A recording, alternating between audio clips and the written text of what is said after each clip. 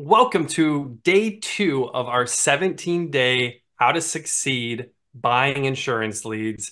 Today, we're going to be covering lead buying prep. What should you be doing before you even think about buying insurance leads? Again, especially if it's your first time ever buying insurance leads. Christian, let's say you're a brand new agent, you've never bought insurance leads before.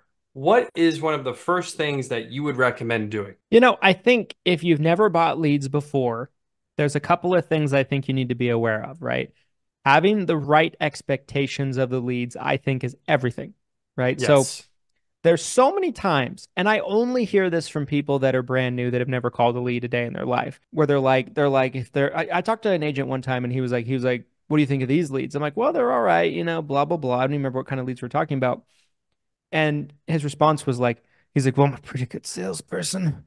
If they're any good, I should get about a 90% close rate. And Yeah. I'm like, well, then you are insurance God then, Yes. because it's Yes. never happened. It's not going to start, Yep. unless you're just completely working referrals. So understand that going into it, that a healthy margin of close ratio is probably, I've always said anywhere between 15 to 20% is kind of your average close ratio, right? On leads. I think if you're doing higher than that, like if you're doing 25 to 30%, you're doing terrific. Anything above that is just absolutely fantastic. And some people be like, 15%, 20%, that doesn't sound too good. Well, if you do the math on what you spend versus what Right. you're making substantially more. So it's a great ROI, and that's why the lead game ultimately works. So have the proper expectations would be the first thing I would tell you. The second thing I would tell you is first thing we want to find out is actually what kind of lead is it that you want, Right. right? What Right. is the type of person that you're wanting to target? That's a great point. Is it Medicare supplement people? Are you looking for people that have Medicare supplements? Maybe you shop their rate and try to, write them on the same plan they have, lower their rate. Are you trying to find turn 65 people? Are you trying to find final expense individuals? Who is it that you are looking for in particular? And identifying that I feel like is super key. And to me, I feel like those are the two things you need to prepare for. Like have the details of what you want in terms of your ideal lead, and then also have walk into it with the proper expectations. Glenn, what else do you think Yeah, that they need to know? I think those are fantastic, by the way. The expectation thing, that's something again at Lead Heroes guys as CEO, I've been trying to manage expectations of insurance agents, agency owners, IMOs and FMOs for the past decade. And I can't stress it enough.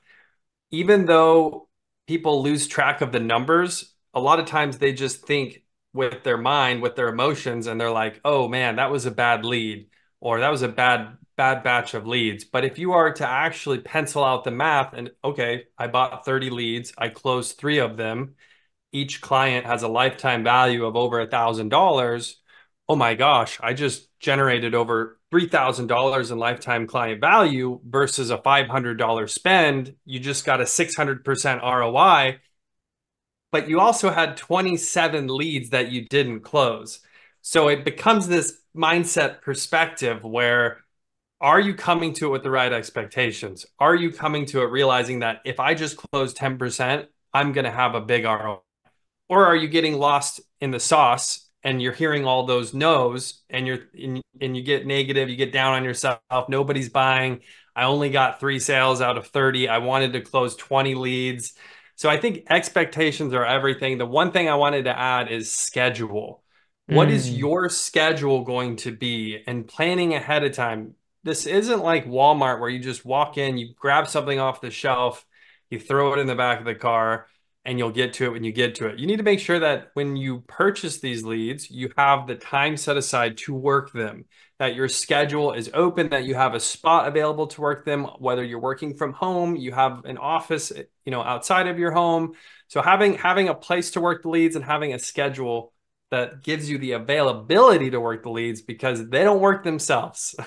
yep. These insurance leads don't work themselves. It does require time and energy on your part. Otherwise, I would never even offer to sell a single insurance lead, right? If it was as easy as generating it and they just sold themselves, obviously Christian and I would keep all of those for ourselves internally, but there is a lot of work that goes into it.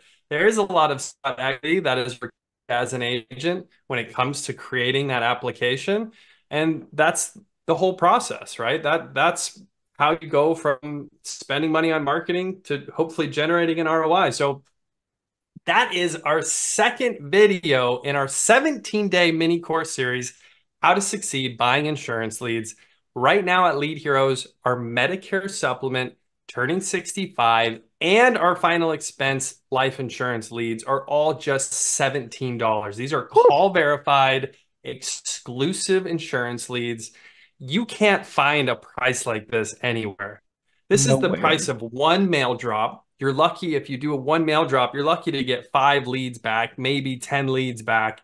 You're going to get 30 guaranteed exclusive call verified leads. You just really don't see anything like this anymore. So I couldn't be more excited to have this opportunity for you guys. If you enjoyed these videos and you're looking for additional training, we also have the 7-Figure University at 7figureu.com.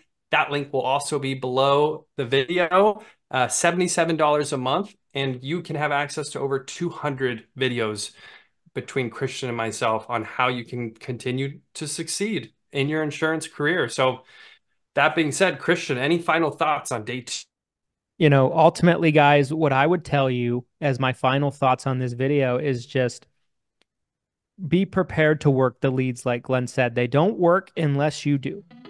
And that would be my final thoughts. I love it. Happy selling, you guys.